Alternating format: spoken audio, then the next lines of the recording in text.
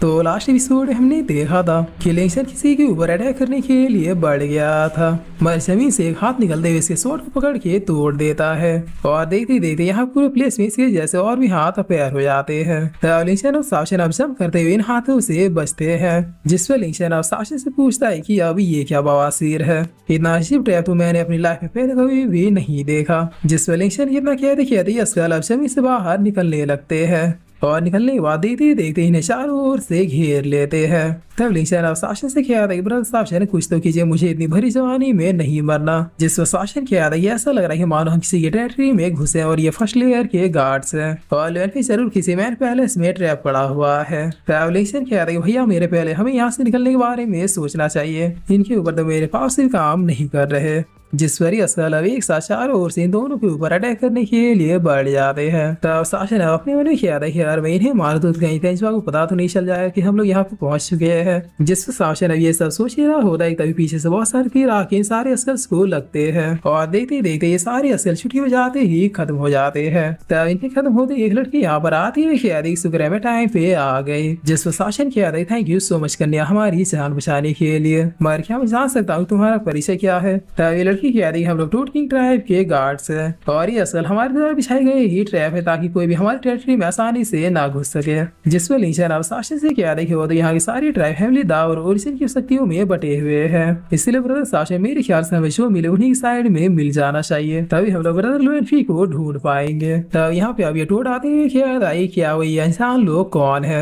जिस वही लड़की जिसका नाम बनी होता है ये कहती है कि ये लोग मुसाफिर है, शायद यहीं से गुजर रहे थे तभी अस्कल्स ने इन पर अटैक कर दिया था, बट लकीली हम लोग यहाँ पे पहुंच गए और इन्हें टाइम रहते बचा लिया। तब ये टूट के अब यहाँ से जाते हैं क्या ठीक है इन्हें छोड़ो और जल्दी चलो हमें यूथेंसी के ग्रेव में पहुंचना है। आज हमें किसी भी हालत में उस कब्रिस्तान के सीक्रेट को उजागर करने से कोई भी नहीं रोक सकता। जिस पर आयन के जाने बाद बनी कि अधिक मैं फ्री में कुछ भी नहीं करती, चलो जान बचाने की कीमत निकालो। तब सावशन ने लिंक्सन से किया चलो हम लोग वहीं पे चलते जहाँ ये लोग जा रहे हैं, मुझे पूरा यकीन है कि लुएनफी भी वहीं पे कहीं होगा। जिस पर लिंक्सन भी किया बिल्कुल सही, मेरा लोग किसने नहीं बता रहा था कि लुएनफी यहीं कहीं आसपास है। तब सावशन अभी से एक स्टोन देते हैं क्या कैप्टन बनिए रहा आपका इनाम, अगर आप बुरा न माने तो हम लोग भी आपको ही फॉलो करना चाहते हैं। जिस पर बनी कह रही हो तो तुम लोग यूथेंसी की कब्र में जाना चाहते हो, क्या बाहरी दुनिया तुम लोगों को रास नहीं आई। तब सावशन किया था कि आपको ऐसा क्यों लग रहा है कि हम लोग बाहरी दुनिया से आए हैं। जिस पर बनी कह रही क्योंकि तुम लोगों के पास ना तो हेवनली दाव की पावर से और ना ही ओरिजिन की, इसीलिए मैं समझ गई तुम लोग बाहरी दुनिया से ही आए हो।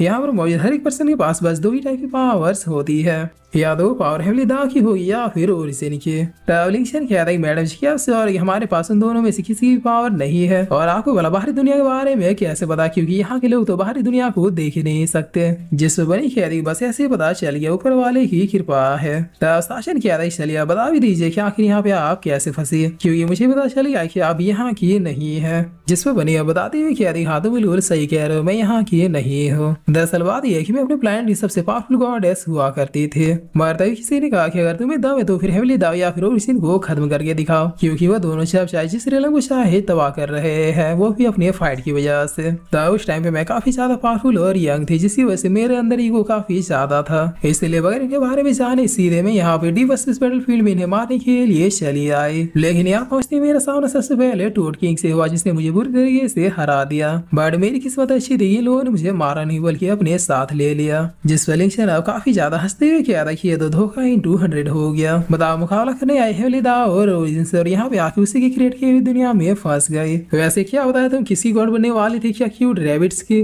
तब बनी कह रही तुम इतना खुश क्यों हो रहे हो, अगर टूट किंग के पास आज समय होता तो फिर वो तुम लोगों को भी किसी न किसी जानवर में कन्वर्ट कर ही देता।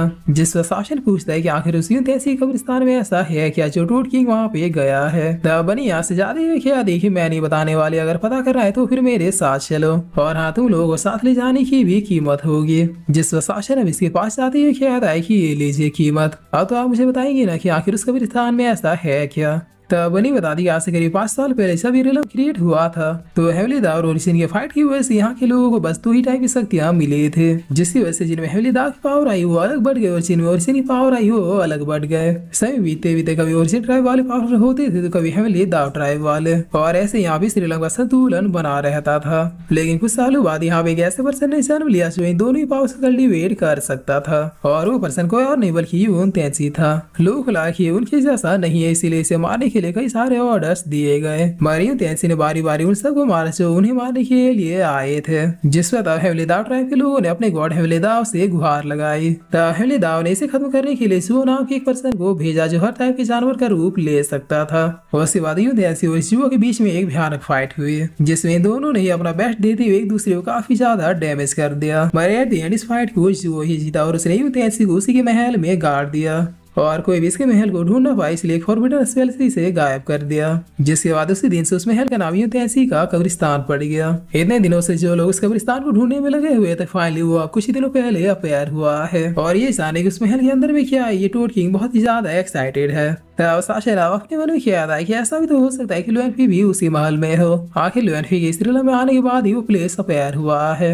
तब ये लोग आगे बढ़ रहे होते तभी यहाँ पे एक वुल्फ आती है। क्या बात है बनी, आज तो तुम बहुत ही लाजवाब नाश्ता लेकर आ रही हो। चलो जल्दी से मेरे हवाले कर दो, शिक्षा तुम टोड किंग के पास चली जाओ। जिस पर बनी कहती है वुल्फ इन लोगों का तुमसे कोई मतलब नहीं है, इसलिए साइड हो जाओ। तभी वुल्फ कहता है बनी, ये हमारे ट्राइब के रूल के खिलाफ है, तुम बाहरी लोगों को इस तरह से साथ लेकर नहीं जा सकती हो। चलो उन्हें मेरे हवाले करो, वरना तुम भी जानती हो कि मैं कैसा पर्सन हूँ। जिस बनी कहते है ठीक है, मैं इन लोगों को टेरिटरी के बाहर छोड़कर आती हूँ, इन्हें खाने की जरूरत नहीं है। तब वुल्फ कहता है कि नहीं, जब ये लोग आ ही गए तो फिर इन्हें वापस भेजने से कुछ भी नहीं होने वाला, तुम्हें निकलना है तो निकल जाओ, लेकिन ये लोग यहीं पर रहेंगे। जिस बनी कहते ये लोग गलती से यहाँ आ गए, इन्हें क्या पता कि हमारे ट्राइब का रूल क्या है। तभी वुल्फ सीधे इस लड़की की ओर बढ़ते हुए क्या कि आजकल तुम कुछ ज्यादा मुंह फट हो गई हो, चलो पहले तुम्हें खत्म करता हूँ, उसके बाद इन दोनों को भी करूंगा। जिस वजह साशा ने अपने फिंगर से अटैक करते हुए इसके वेपन को ब्रेक कर देता है और कहते हुए क्या हम लोग जा सकते हैं। तभी वुल्फ बहुत ही डरते हुए क्या तुम तो। जिस पर साशा ने यहाँ से जाते हुए क्या हुआ, कहीं गले में कुछ फंस तो नहीं गया। वेल अब दोबारा के रास्ते में मत दिख जाना, वाना बाकियों को नहीं दिखोगे। तभी वुल्फ अपने मन में कि अब ये कौन था यो, इसने मेरे डिमोनिक वेपन को अपने एक फिंगर के अटैक से ब्रेक कर दिया और इससे बड़ी बात आखिर में इसका और सेंस की भी नहीं कर पाया। कहीं ऐसा तो नहीं कि ये दोनों बाहरी दुनिया से है। और अब सीन चेंज होता है और हमें तेंसी के कब्रिस्तान का सीन दिखाया जाता है। जहाँ टूट किंग कह रहा था कि अब तोड़ूंगा मैं इस दरवाजे साल ना जाने 500 सालों से क्या हाइप बना के रखा था। जिस वेदा कहती है टूट किंग अपनी पावर से इस दरवाजे में लगे सील को ब्रेक करने लगता है। तब साशा ने टूट किंग के पावर को देखते हुए अपने मन में क्या था कि ये कुछ अजीब है, यहाँ पे मौजूद बाकी लोगों को पता नहीं चलेगा, लेकिन मैं फील कर सकता हूँ कि ये जो पावर यूज कर रहा है ये ओरिजिन की शकल में हेवली दाव का है। लेकिन ये कैसे हो सकता है, क्योंकि ये टूट किंग 2 ओरिजिन के ट्राइब का है।